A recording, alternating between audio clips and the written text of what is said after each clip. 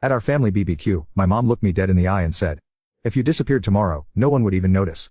Everyone laughed except me. I quietly raised my hot dog and said, "Challenge accepted." That night I vanished, Prat 3. Because they couldn't function without me. My mother started posting cryptic status updates. "If you see my daughter, tell her we love her. Please come home, Jade. We're sorry." But there were no details, no explanation. Just carefully packaged grief. Curated for sympathy. My cousin shared the post with a comment.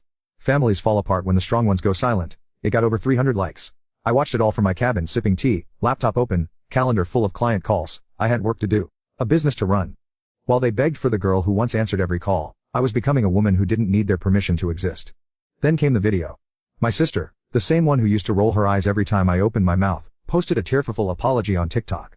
She sat in her living room, mascara smudged, holding her baby in one arm. "Jade, if you're watching this, I just want you to know we didn't realize what we did. You were always there. Always. And we laughed like it didn't cost you something. Mom regrets what she said. She talks about it every day. We miss you." The comments rolled in. "She sounds broken. Jade, please go home. No one deserves that kind of pain." But the one that hit me the hardest. "Sometimes, leaving is the loudest love letter to yourself." Still, I didn't respond. Because apologies mean nothing when they're just reactions to discomfort. They weren't apologizing because they saw me. They were apologizing because they finally saw what life looked like without me. That's not love. That's consequence. At the 8-month mark, I changed locations. I moved to a small town on the other side of the state. Different address. New name on the mailbox. Same piece. I hired an assistant for my virtual business.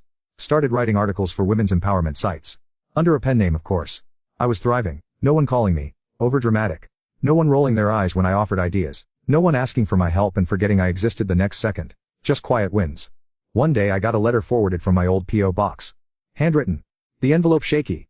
It was from my dad. He hadn't said much during that barbecue. He just chewed his ribs while my mother gutted me with a single sentence. But in the letter, I should have said something.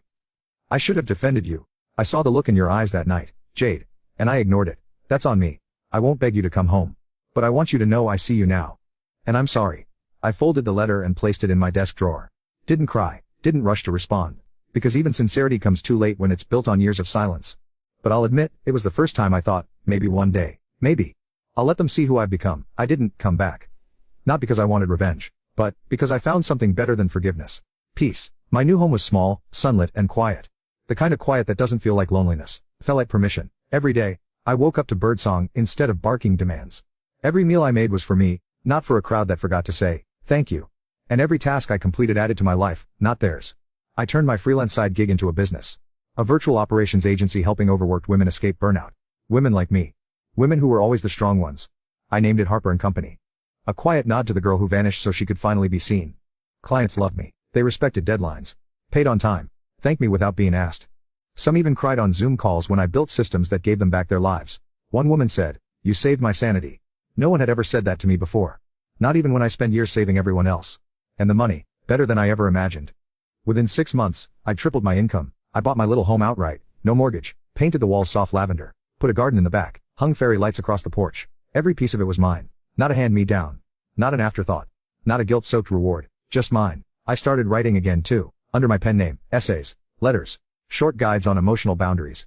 One piece titled, "When Your Love Language is Being Left Alone," went viral. I got emails from people across the world. "You wrote what I've never had the words for." I cried. "Thank you. I left my parents a week ago. Your words gave me the courage." I never signed my real name. They guess they didn't need to know me. They just needed to know they weren't alone. And neither was I. Every so often, I'd sit on the porch with a cup of coffee, scrolling through my old family's social media with a burner account. I watched them try to piece things together. Samantha's events were chaotic now. No more curated flyers or structured timelines. Mom posted blurry photos from birthdays with uneven candles and mismatched plates. Dad looked smaller. Older. They weren't falling apart. They were facing life without the one who glued it all together. They thought I was just background noise. But turns out, I was the architecture. 1 year after I disappeared, a letter arrived. Cream envelope. Handwritten again. But this time, it wasn't just my dad's. It was from all of them. Signed by every sibling. Even my mother. "You were never invisible, Jade. We just chose not to see you. And we're sorry. We miss you. Please come home. Even if it's just for one dinner." I stared at it for a long time. Then I folded it, slipped it into a box labeled, "Before." Because I had no plans to go back.